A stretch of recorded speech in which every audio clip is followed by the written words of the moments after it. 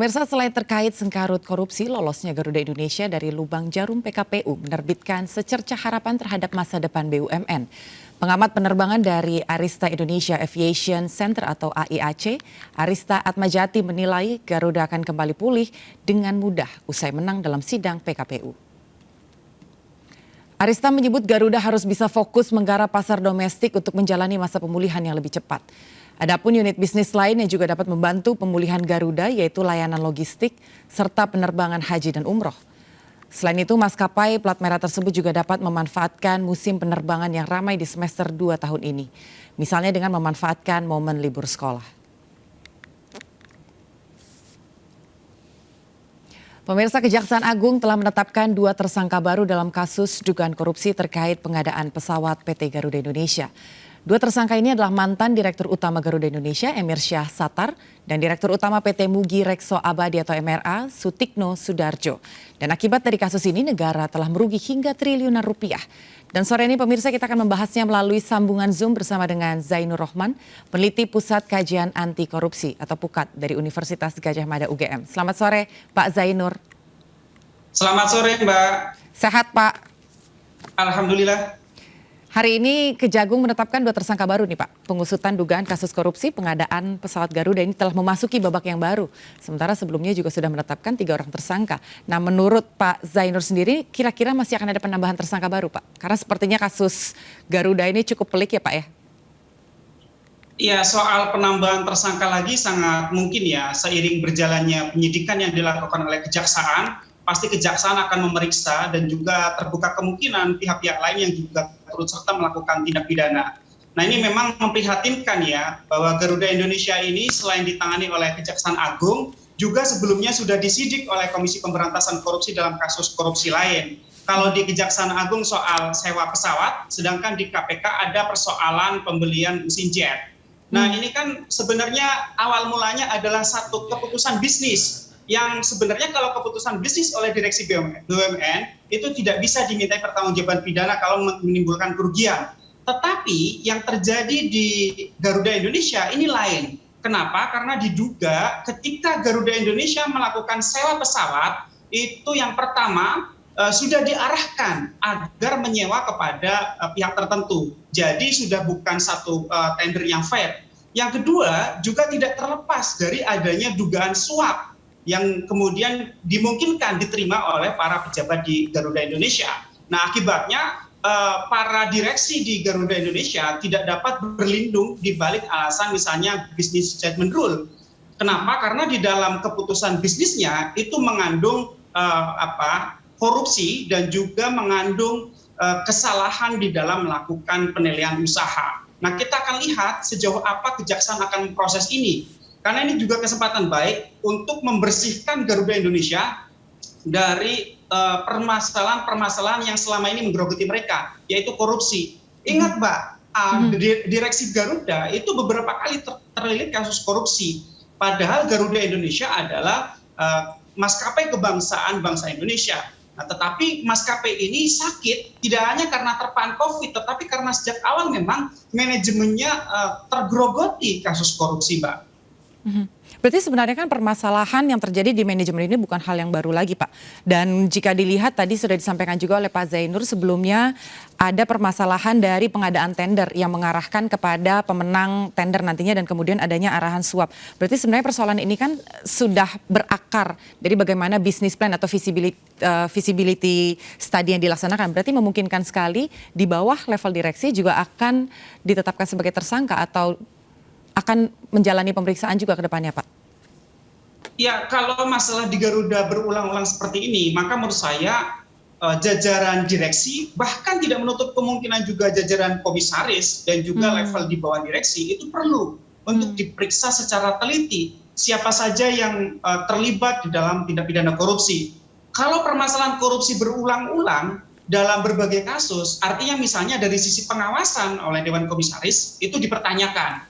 Yang kedua, berarti iklim bisnis di internal Garuda itu juga bermasalah. Ada culture set yang kemudian dipertahankan selama ini, padahal culture tersebut adalah culture yang tidak bersih. Nah, sehingga menurut saya siapapun yang terlibat di dalam kasus korupsi, baik dalam kasus pengadaan mesin jet maupun di dalam kasus sewa pesawat, itu harus dimintakan pertanggungjawaban pidana.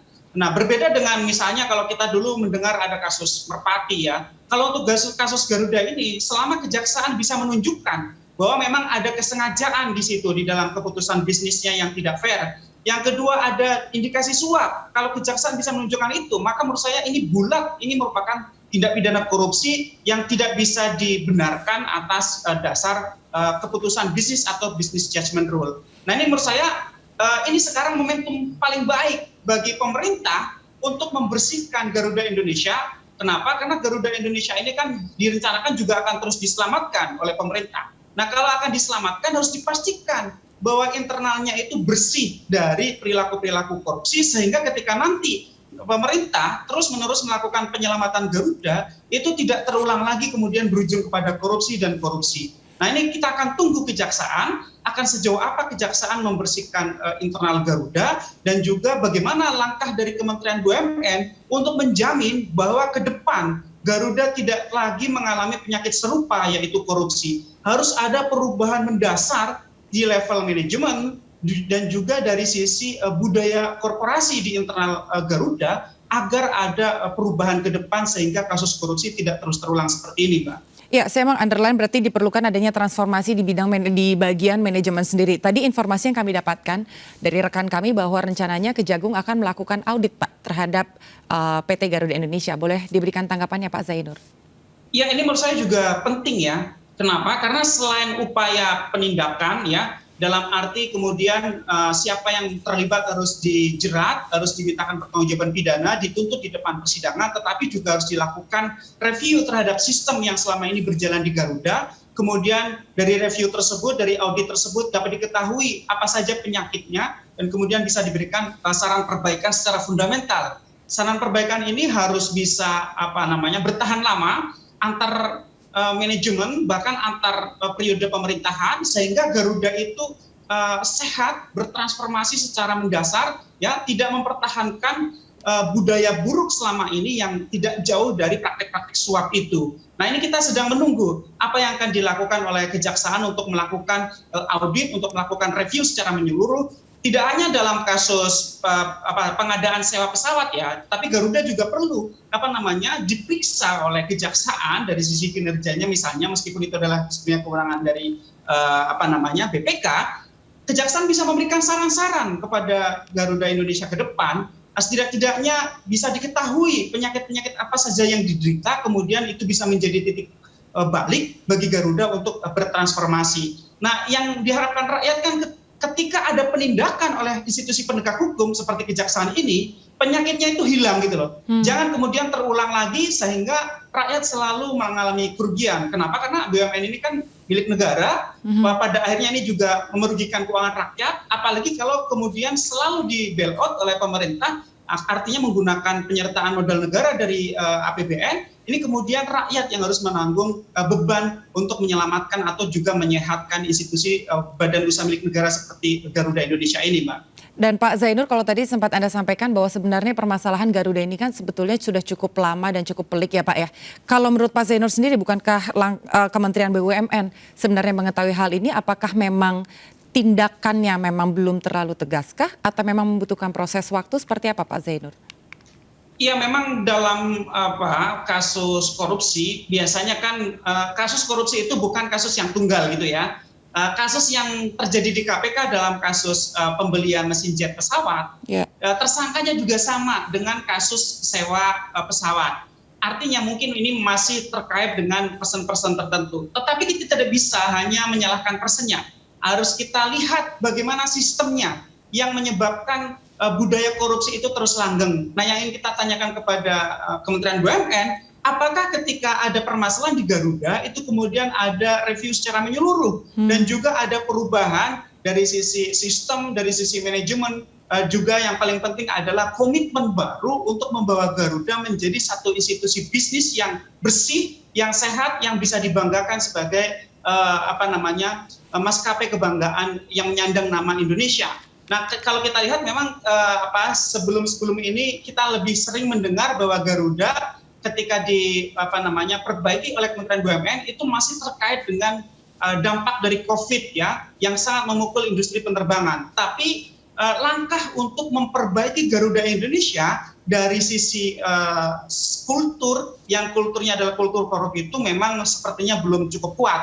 Nah, sepertinya kasus yang sekarang dijalankan oleh Kejaksaan ini menjadi momentum paling baik. Kenapa? Karena kasus ini juga sejak awal dibawa dan didorong oleh Kementerian BUMN. Artinya ini ada kemauan kuat dari Kementerian BUMN untuk melakukan perbaikan, untuk menyembuhkan Garuda Indonesia agar ke depan tidak lagi sakit-sakitan karena perilaku korupsi itu. Iya, paling tidak diharapkan adanya sense of crisis yang dimiliki oleh para pemimpin ya Pak ya. Dan tadi sempat disampaikan juga bahwa kasus yang telah ditangani oleh Kejagung ini, Pak Zainur, ini kan merupakan pengembangan dari kasus suap yang sebelumnya telah digarap KPK nih Pak. Kira-kira ini bisa terjadi nebis in idem nggak nih Pak? Di mana seseorang ini akhirnya tidak dapat dituntut kembali? Ya, nebis in idem itu terjadi ketika seseorang itu dituntut kembali untuk satu perbuatan yang sama. Tetapi untuk perbuatan yang berbeda itu bukan nebis in idem, sehingga ini clear masih bisa dituntut oleh Kejaksaan karena kasusnya berbeda sehingga tidak terjadi nebis in idem.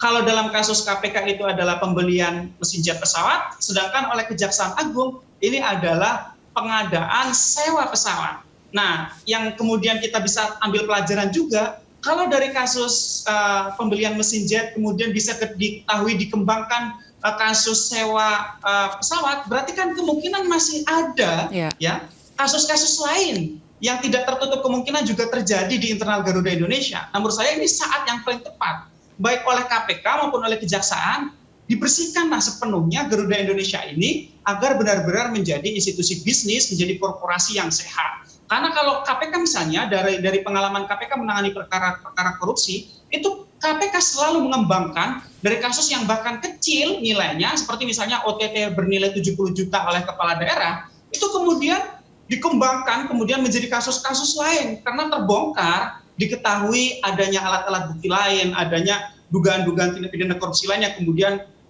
ikut dituntaskan, dituntut di depan persidangan oleh KPK. Nah, ini sekarang sedang ditangani oleh Kejaksaan, ya kita berharap agar Kejaksaan juga tidak berhenti pada kasus sewa pesawatnya, sangat terbuka kemungkinan masih ada kasus-kasus lain. Begitu juga KPK.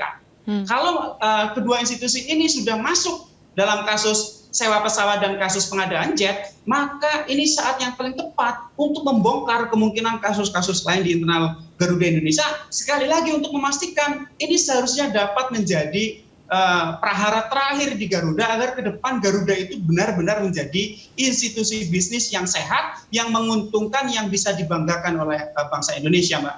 Ya, dan bagaimana dengan statement dari Kejagung Pak Zainur yang tidak melakukan penahanan terhadap 2 tersangka? Ya, soal penahanan itu karena memang 2 tersangka itu sudah menjadi tahanan ya di internal di dalam proses hukum di KPK. Sehingga tidak mungkin lagi bisa ditahan oleh Kejaksaan. Jadi menurut saya itu bukan satu soal ya, kecuali memang misalnya tersangka-tersangka ini tidak sedang ditahan tetapi kemudian tidak dilakukan penahanan oleh Kejaksaan, itu tidak sesuai dengan kebiasaan di Kejaksaan. Biasanya Kejaksaan untuk kasus-kasus yang penting seperti ini selalu dilakukan penahanan dengan alasan menghindari menghilangkan alat bukti, mengulangi perbuatan atau melarikan diri. Jadi menurut saya selama tidak ada satu kondisi yang mengharuskan itu untuk ditahan, ya tidak perlu ditahan. Kenapa sekarang tidak perlu ditahan? Karena sudah ditahan di dalam proses hukum KPK di dalam pengadaan mesin jet pesawat ya. Jadi menurut saya ini bukan satu isu dan Kejagung sudah benar karena memang tidak ada tersangkanya yang bisa ditahan karena sudah ditahan oleh proses hukum di KPK. Tapi memungkinkan untuk adanya pasal berlapis dengan adanya kolaborasi antara Kejagung dengan KPK nggak Pak? Ya, soal pasal berlapis itu kan sudah dituntutkan sendiri-sendiri ya. Bahkan kalau di KPK itu kan sudah lebih dulu ya.